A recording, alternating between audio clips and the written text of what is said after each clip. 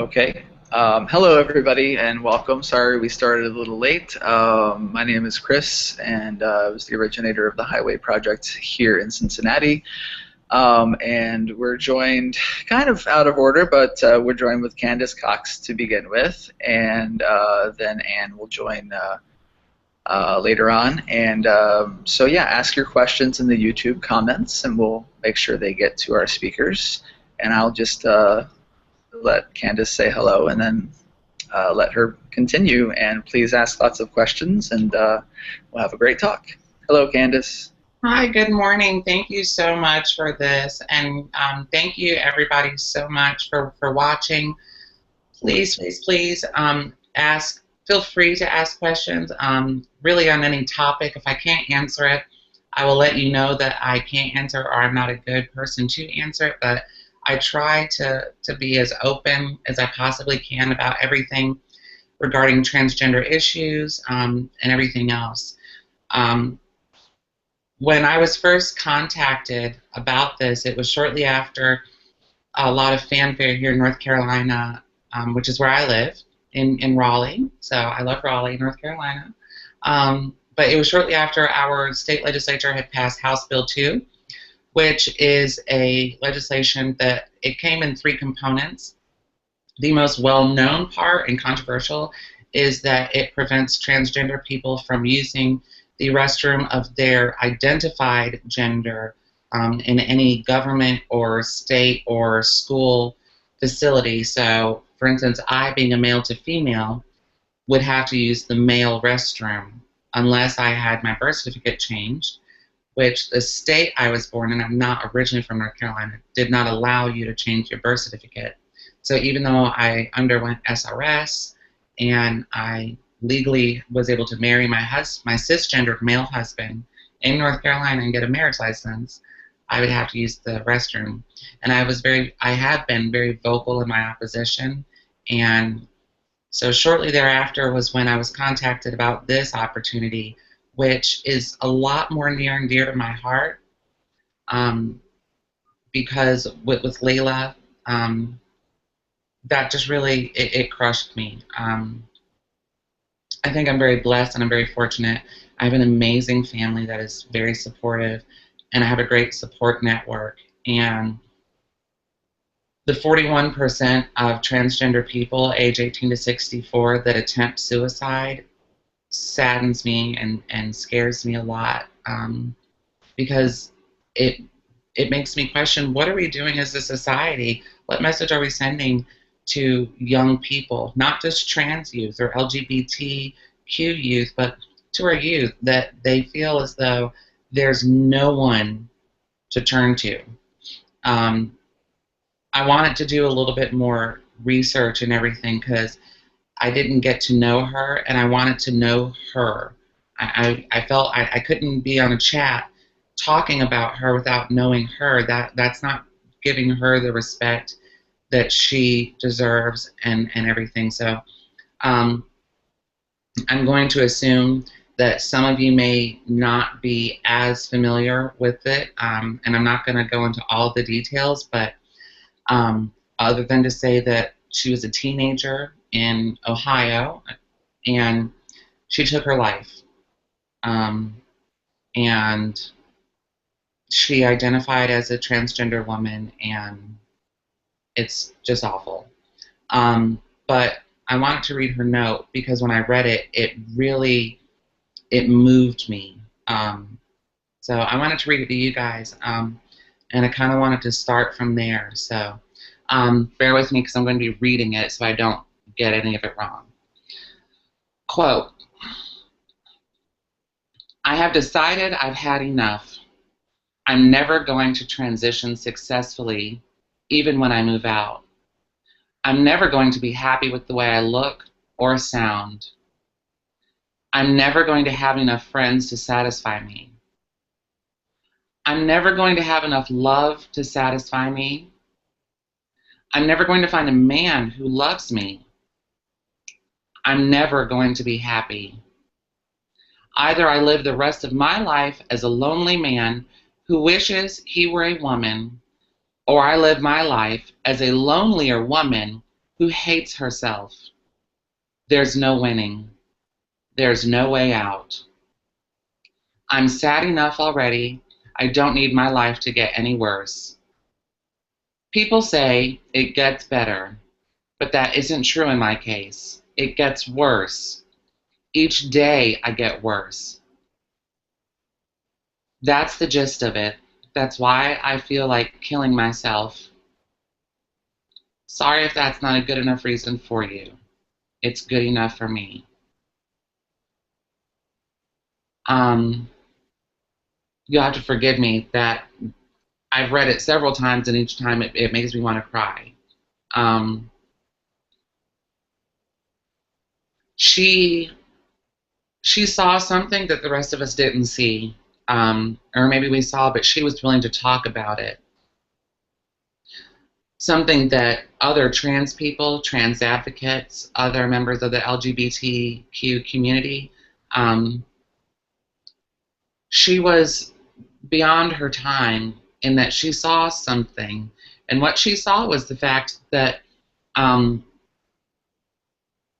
never going to transition successfully. That really is a sad truth that a lot of trans people experience, because we have tried to define what success is.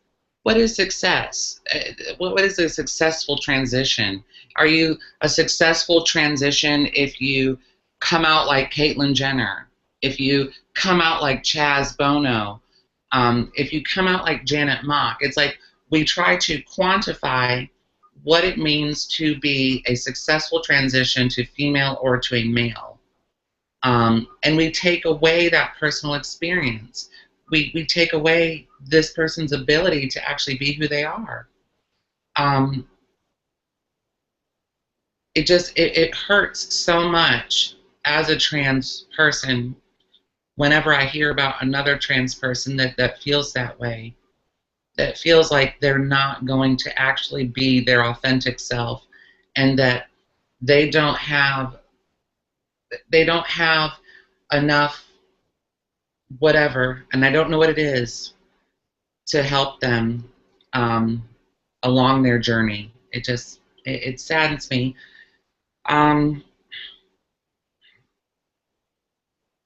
But I do want to say this one thing. She is gorgeous. Leelah is absolutely beautiful. I wish she were here today, and I would tell her, "You're beautiful. You're gorgeous. Those legs, beautiful." To those of you that love her, please know she's a gorgeous woman. But did you experience that judgment on how you should transition or be your authentic self? Oh, absolutely, absolutely. Everyone's a critic. Everybody wants to give you advice, how you can look more of a woman. Your makeup should be different. Your hair should be different. You should dress different. Your mannerisms should be different. Your voice should be different. Or no matter what you do, you're not going to be completely passable, which I detest that term. But I certainly did. The irony is that I experienced it more from within the LGBT community than I did from the more traditional heterosexual cisgendered community. I definitely experienced a lot more criticism and advice, unwarranted advice. The best support I got was from my mom and my grandmother, and I think my mom's actually watching, so if you are, good morning, Mom. But actually both of my parents, I have two moms, so my mom's and my grandmother gave the best support and helped me to realize that I'm a woman, and women come in all different shapes and sizes and sound different, and that really helped me. That little bit of advice actually helps me a lot, because as I started to really look at other women, I started to understand that there's no right or wrong for being a woman. The most important thing that you can be is true to yourself. Do what makes you happy. When did you first know that you identified as a woman? What age? 5 years old. I was also diagnosed at 5 years old. So, and I'm 34, so it was definitely a different time when I was diagnosed. The DSM had just added gender identity. It's changed names. At the time, it was gender identity disorder, then dysphoria, then when I was diagnosed, it had been there for a year and a half.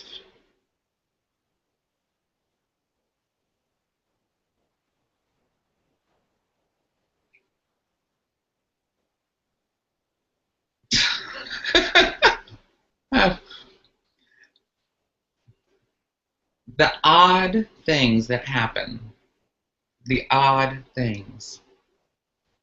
Um, I'm in our home office with all my lovely Asian artifacts. I need to text my husband and tell him come in the office and check on the pets who are in the cage over here attacking each other.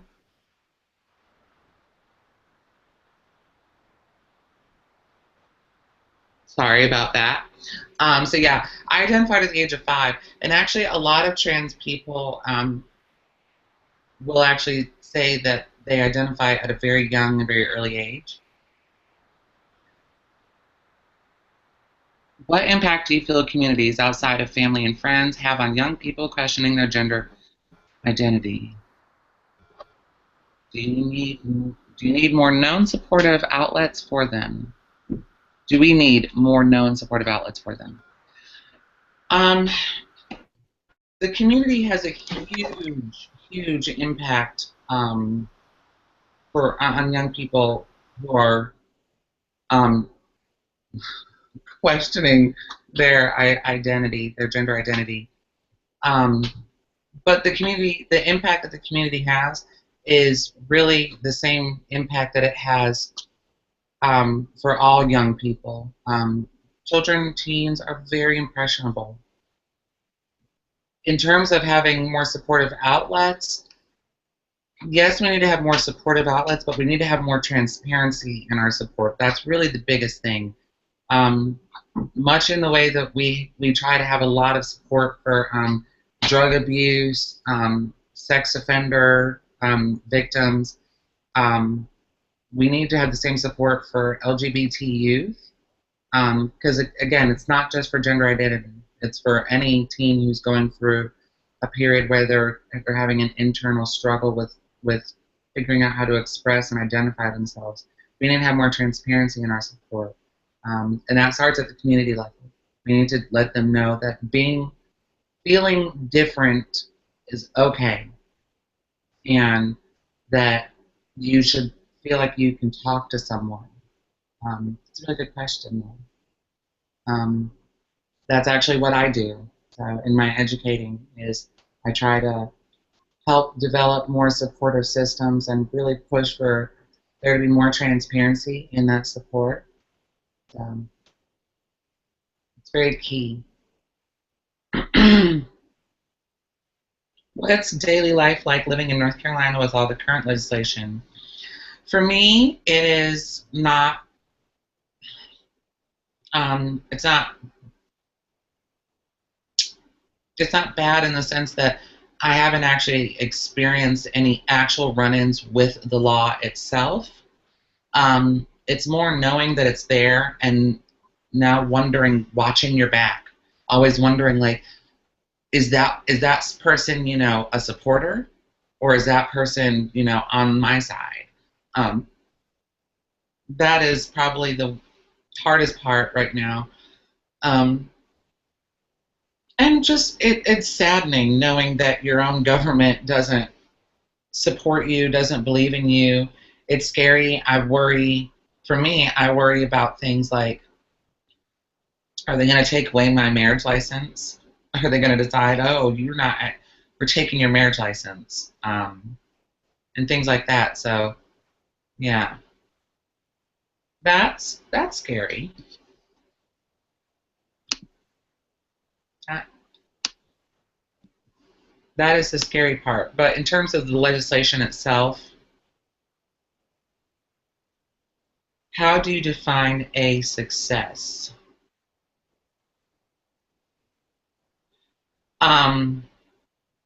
I define a success as someone who determines what their level of happiness is and stays true to it. To me, that's a success. A success is being you and being proud of you and what you have come. What does the legislation actually say? Well, if you give me 1 second, I will be happy to let you know. Let me pull up my copy. It's wonderful. It's got so many words in it that I'm like, oh, I love it. I couldn't have written it any more discriminatory than they did.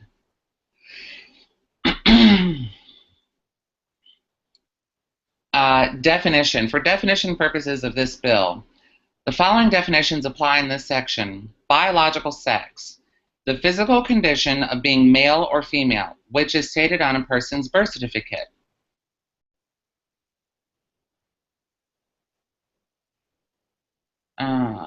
Alrighty, here we are.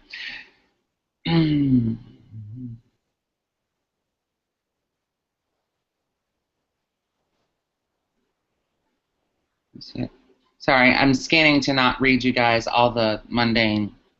Multiple occupancy bathroom or changing facility. A facility designed or designated to be used by more than one person at a time, where persons may be in various states of undress or in the presence of other persons. A multiple occupancy bathroom or changing facility may include, but is not limited to, a restroom, locker room, changing room, or shower room. Single occupancy bathroom or changing facility. A facility designed or designated to be used by only one person at a time, where a person may be using the bathroom, changing, blah, blah, blah. Public agencies shall require every multiple occupancy bathroom or changing facility to be designated for and only used by persons based on their biological sex. That little part right there of this 3-page bill is what set off a firestorm. When I read that, I was like, wait, did they just say that? Did Governor McCrory just write that, or did George Wallace write that? Any of you remember know who George Wallace is? Governor of Alabama in the 1960s.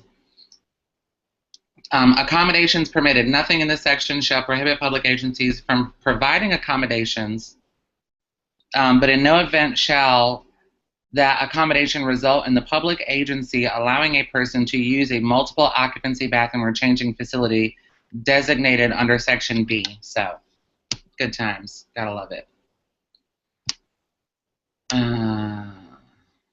I saw here we go.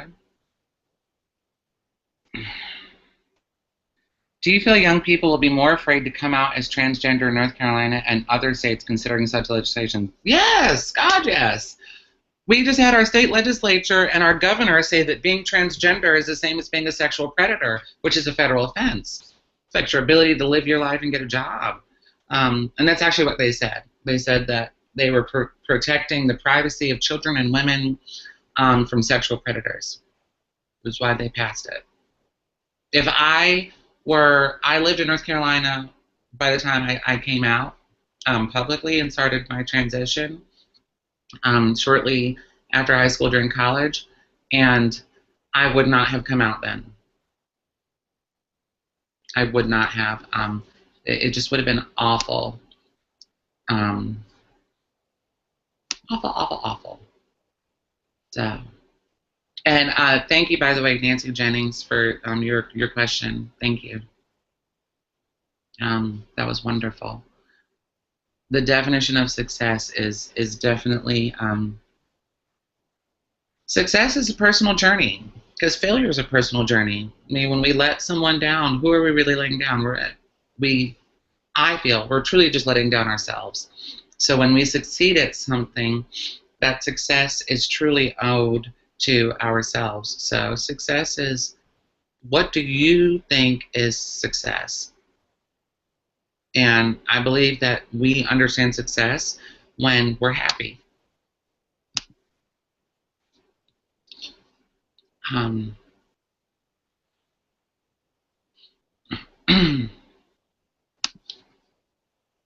Clicking back over.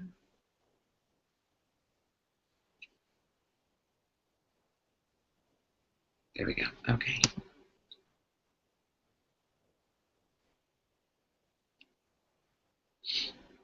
Do you feel young people? Oh, okay. I think the second half of your question just loaded up on my screen. I'm sorry. So I was like clicking. I'm like, it looks like there's incoming. Is there a time that you felt in a similar state of mind that Leelah was when she left that note? If so, what helped you move forward? Yes. There were many times, even after I had completed my transition for where I wanted to, that I felt like Leelah, that nothing could make me happy. No one could love me. And I spiraled out of control a little bit. I did a lot of self-damaging things. What helped me move forward was knowing that there was something greater out there for me, that I had at one point in my life experienced happiness and love. And if I had experienced it once, I could again. And I had my family that I could always fall back on. I think what's unfortunate for Leelah is she I think that she may have been experiencing a lot of pain and a lot of angst. And I think that about anyone who takes their own life. My heart really weeps for them, because the pain that they're experiencing, I think, is something that the rest of us don't know. The rest of us can't understand. We can't comprehend that kind of pain. I think that that's what they're saying to us. And I think that it's difficult for them to vocalize that pain. Yeah. I did experience stuff, though. Here in Cincinnati, conversion therapy has been in the news. Does that happen in North Carolina? Is there legislation? Oh, my God. Conversion therapy. I'm like, oh, my gosh. It happens here in North Carolina. We don't have legislation for it, though. You guys, 1 second.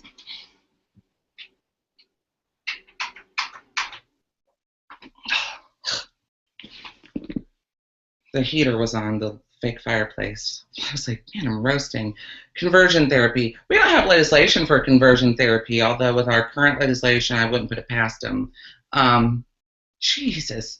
Here in Cincinnati, conversion therapy has been in the news. Okay, so if I'm allowed to ask questions, what exactly are they talking about in the news? I mean, I could look it up, but is that like becoming a big thing there in Ohio? Like conversion therapy? Are people really, like, is that like a big thing?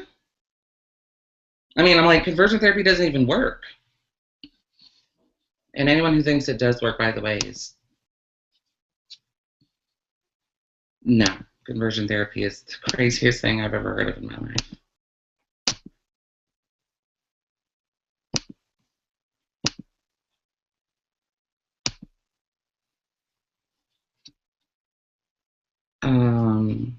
Watching from Oregon, thank you very much for sharing. I'm a proud mom of a trans girl. My daughter was 3, diagnosed with out gay at 11, bullied horribly. I'm sorry. I'm really sorry about that, Shauna. A lot at 17, said I can't live as a boy anymore. They hate Jeff. I'm a girl. I have to be me. After so much pain and sadness, I can't comprehend meanness. The bully is horrible. I feel so much pain for all these kids. No one really helps. I keep trying, but she gets targeted even more. How do you think I should help her and our youth? Shauna, thank you so much. And first, let me really applaud you for being a mom that accepts your daughter and loves her. Um, that is the most important thing that she can have right now is going to be your love and your support. And I know that it's probably difficult for your family. And as a parent, to have to watch your child experience these things.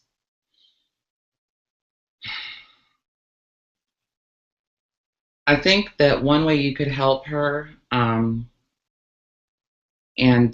what's her name, Shauna? May I ask? She is my world.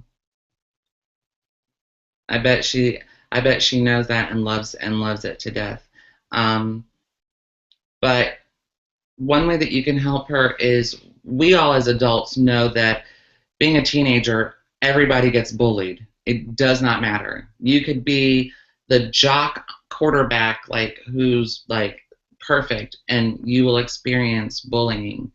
Um,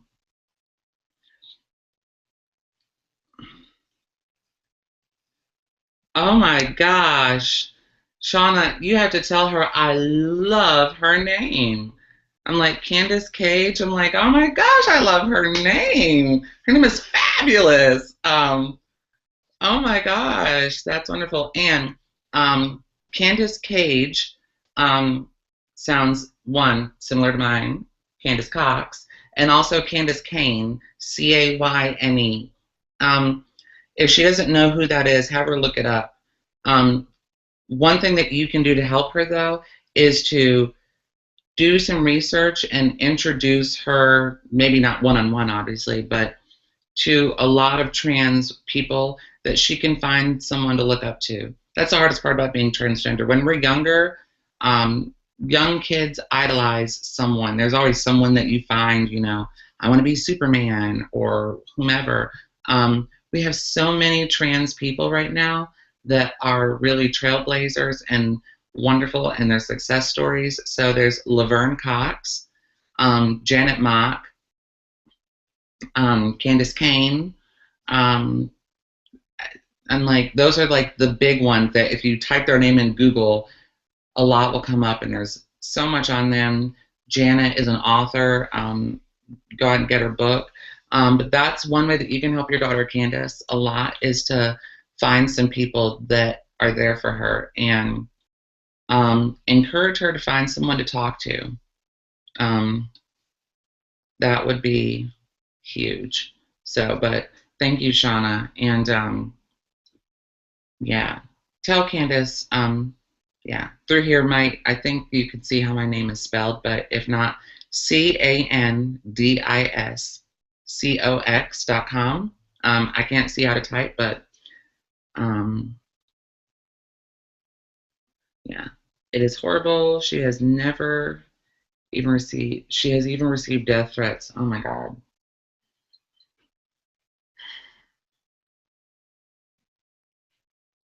Why did you wait until college? I'm sorry, you guys' questions are coming in so fast. um, why did you wait until college to transition when you knew early on?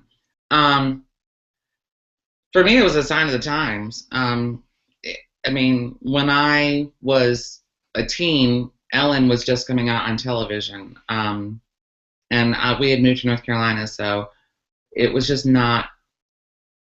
I didn't have anyone to see. I never contemplated that you could even possibly come out at a younger age, which today we now do. We have teens who are coming out and transitioning, but when I was a teen, oh my gosh, it'd have been nice. Had the opportunity been there, I would have. Um, I can't comprehend the meanness. The bully is horrible. I feel so much pain for all these kids. Um, Shauna, keep up the support for her. For Candace, please share my name with her. See CandaceCox.com. Have her go to my website and reach out to me. Um, and I'm happy to talk with her, just so she has someone there that she can talk to. Um, So sorry, I'm the least technologically advanced person, so I'm trying to toggle back and forth between Q&A and chat. I hope I'm doing it right. I'm sorry. Uh, they wanted to ban it. There was some talk about Leelah's parents doing it or wanting their ban in Cincinnati. Oh yeah, in regards to the conversion therapy. Jesus Christ, what message are we sending to our youth that we would have conversion therapy? That, to me, that sounds as insane as having a whitening treatment for minority youth, like white classes, like learn how to be white. To me, that's what conversion therapy is. Learn how to be white. We're gonna bleach your skin, dye your hair, straighten it. We're gonna teach you how to be white in America. To me, that's what conversion therapy sounds like.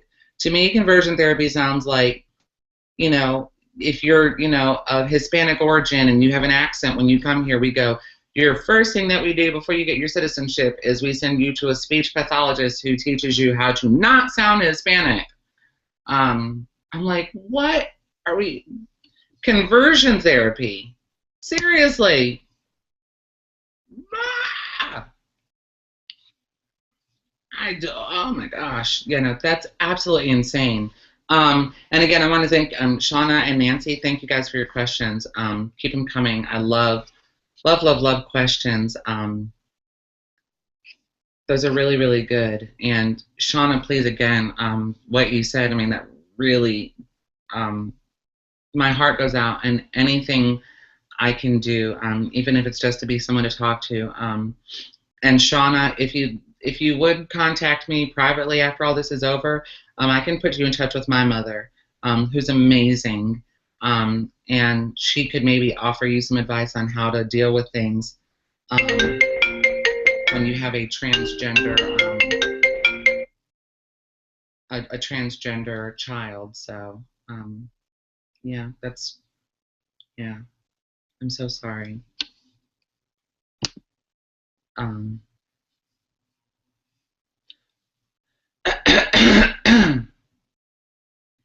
What resources are there for parents looking to help and support their child going through transition?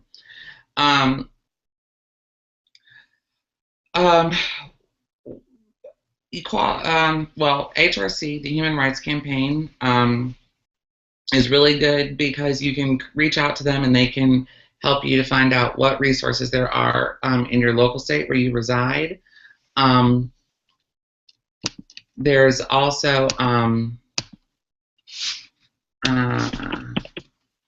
going to, I think I figured out how to do this. I'm actually going to pull up the link to a website and put it and copy and paste it into the comments. And it's a transgender organization.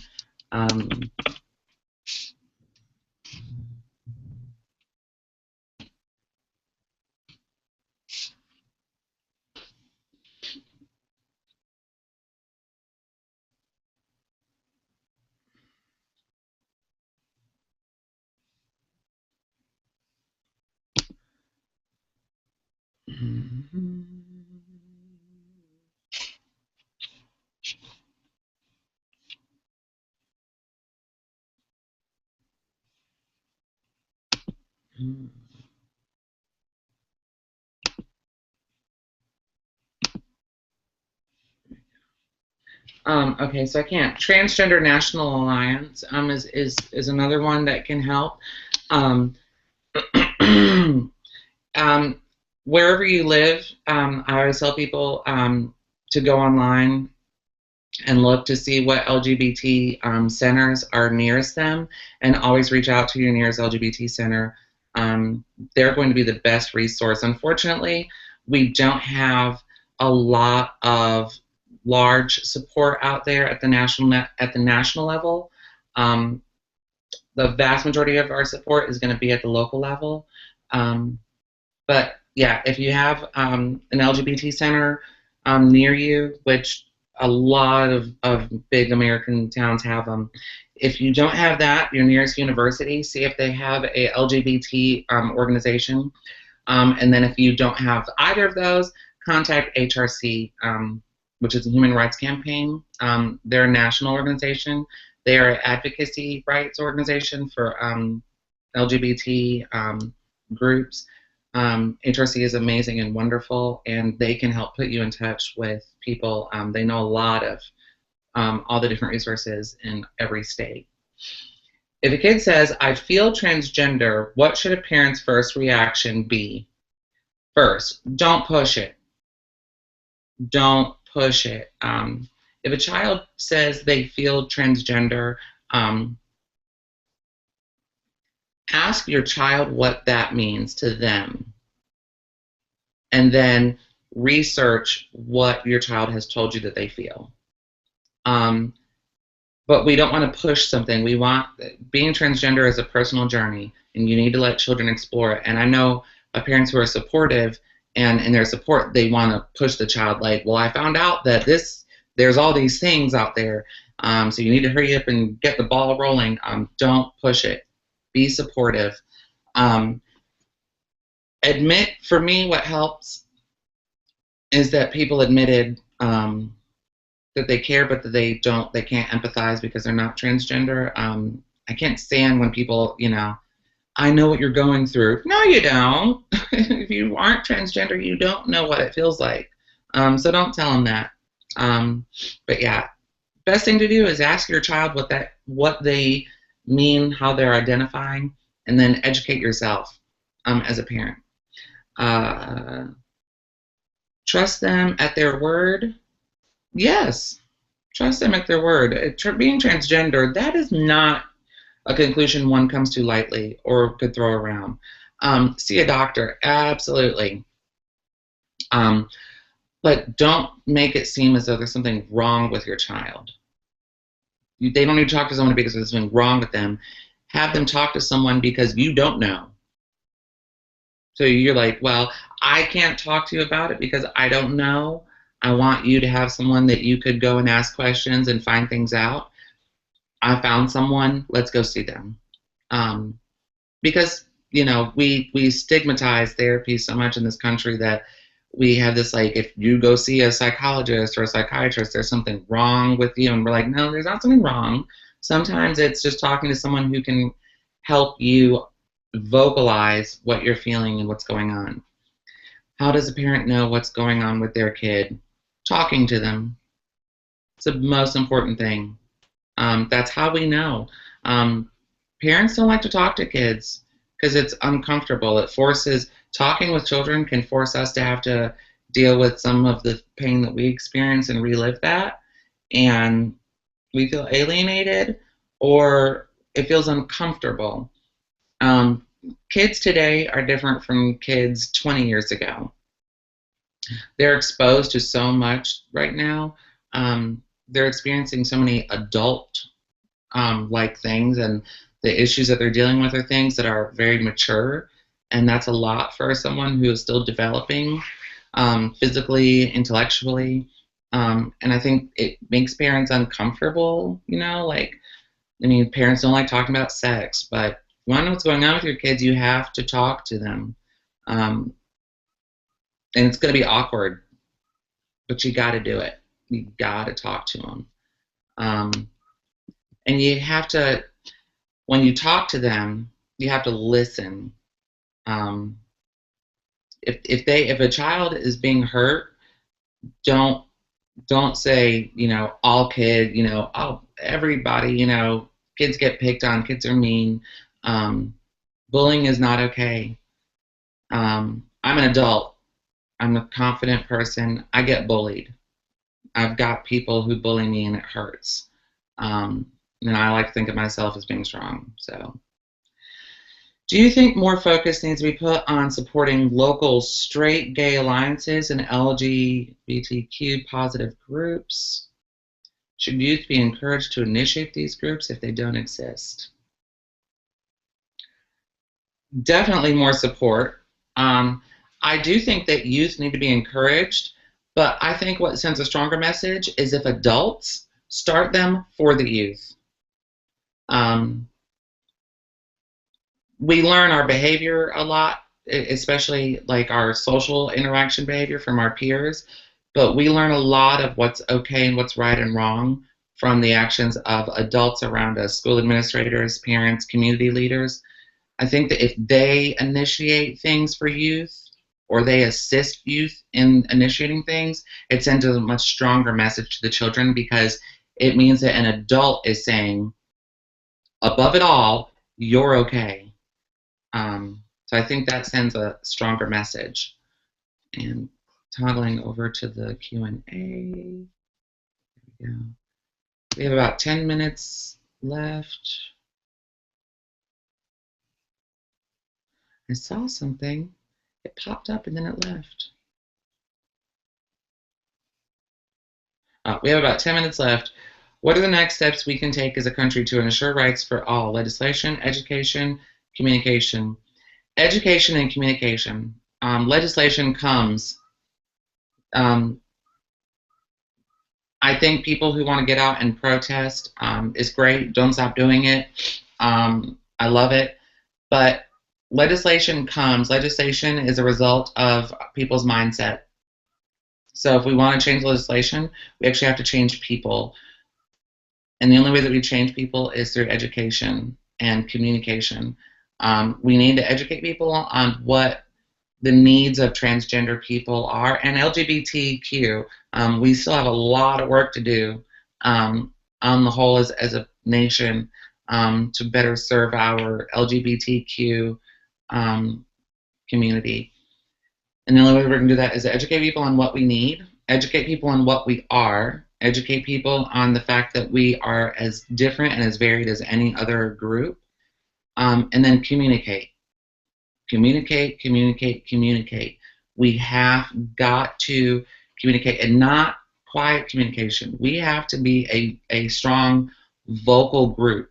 When we're discriminated against, we must communicate nationally, which I'm loving. That's what's happening right now. I got loud with House Bill 2 being passed here in North Carolina, and people from all over the country, you all in Ohio, people in Washington State, people in England. I was on BBC UK Nightly News. That was kind of weird. Have reached out, and they wanted to communicate what's going on, what's happening in North Carolina, because it's not happening there. It's happening to all of us. You don't have to be transgender for this to affect you. Transgender is not my qualifier. I'm a person, and I'm just like everyone else, as are all of the trans people. So educate and communicate. The legislation comes with that, and then legislation allows those rights to be expressed and exercised. And I don't think House Bill 2 has set us too far back. I think that we still have the opportunity to do right. And I'm sorry, really quickly. Yes, time is limited, but I feel the more live streaming from strong adults like yourself can help many. Thank you, Shauna. Shauna, you look at you. You're awesome. You shared the links that I was looking for. Thank you. My mother commented, so give me 1 second so I can see what my mom. I'm the mother of a trans woman. When she was 3 years old, I took her to the pediatrician because she wanted to wear dresses. He was super. He said she was just wired differently. Check out different doctors. There are good ones out there. I would also like to mention that my mother is a physician. So if a physician says never take the first one's opinion, yep. You mentioned Ellen as a reason for why you felt comfortable coming out. Do you think jazz has the same kind of effect? I'm sorry, Nancy. I was more saying part of why I didn't come out and begin my transition when I was younger was to say that times were just different in the country. Clinton had just signed Don't Ask, Don't Tell, and Ellen was just coming out. And I've just said that to say we were just kind of, on a national level approaching the issue of lesbian and gay. So transgender was certainly not on the radar yet, so I was not comfortable at the time. Jazz, love Jazz. Love her. She's an amazing young lady. I do think that jazz is having a very positive effect. We have a lot of young people who are feeling comfortable to say, this is who I am. And there's a young man in Virginia right now who's actually fighting his school, his high school, to use the restroom for the same thing here in North Carolina. So young people are awesome. Love young people. And was that? Will you share again? So yeah, thank you guys. I loved your questions. They're really amazing. I really loved your questions so much. The most fun I get to have. I talk all the time with people, but I'd much rather just talk with people. This is how it happens. That's what I leave you with, is to know that the education and communication, this is literally how it takes place. Talk to people. When we don't know something, we just have to talk and educate ourselves and have a dialogue. If you know someone who's transgender, if you know someone who's lesbian, who's gay, who's bisexual, I encourage you to randomly reach out to them and just say, how are you doing? I can't help but to feel like that could have maybe changed Leelah's life that day. Is maybe that one random person just say, how are you? And just listen to them. Everybody needs to have someone to talk to. Do you feel that gender issues should be approached earlier as a part of school? Yes. Or would that be too divisive nationally? No, talk about it early on. We define gender in I think 2 years old is when toys begin to actually become gender specific and no longer gender neutral. If we're willing to do that at 2 years old, then I say we start in kindergarten. I think the way we start it is we maintain gender neutrality. We don't try to define children and tell them, prescribe and ascribe these gender aspects, this binary gender with the children early on. I think we just don't do that. Kids won't. One last question. I never know. Let me click back over to it.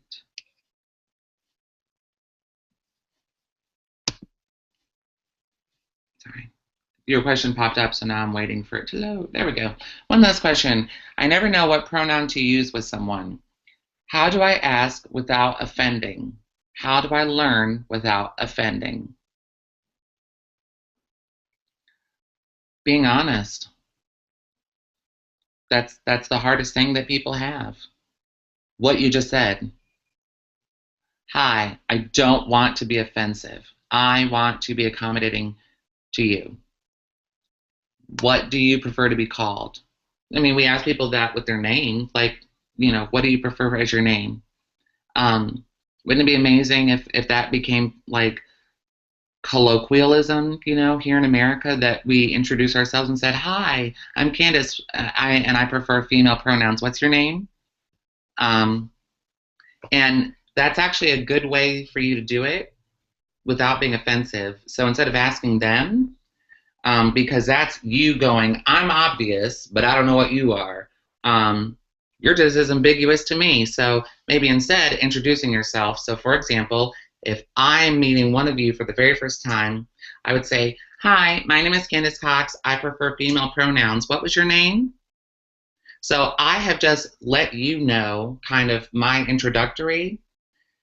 And then that allows you to go, my name is Bob. Great. And I'm sorry, Bob, did you say if you preferred male or female pronouns? Oh, male. Okay, great. So if you initiate it, it's a little less awkward. So that's how I would say doing it. If you don't know how and you want to be sensitive and not offensive, initiate it. Say what you are. That makes a trans person not feel like you're going, well, I'm clearly a man and I clearly like whatever, but you question me. I'm like, that makes a trans person feel like you're saying, like, oh, well, there's something wrong with me, or I'm weird, or I'm different. Why don't we just assume that none of us, that we all have the potential to not be what we appear to be, And so when we introduce ourselves, let them know. Okay. Thank you, Candace. Yes, thank you so much. That was wonderful, and thank you everybody for your questions and for everything that you do and anybody involved in furthering human rights does. So this video will be available on YouTube for people to watch, and they can keep asking questions if they want in the comments, and I'm sure Candace would be happy to respond and all that. So yes, absolutely. And my one last request, support what is his freaking name? What is his name? I just lost it. I'm like, Pat McCrory. No, not Pat McCrory. I'm like, I just blanked on our governor, our Democratic governor. I'm like, nominee. You were telling me earlier. Roy Cooper. Please, everybody nationwide, show a lot of support, social media. However, for Roy Cooper, he's the State Attorney General of North Carolina. He is running as the Democratic nominee for governor in opposition of our current governor. He's great. He's wonderful. I've done my research on him. He is truly amazing. So whether or not you're in North Carolina, lending your voice of support can probably make a big difference. So, and please vote, not just for the president. Vote.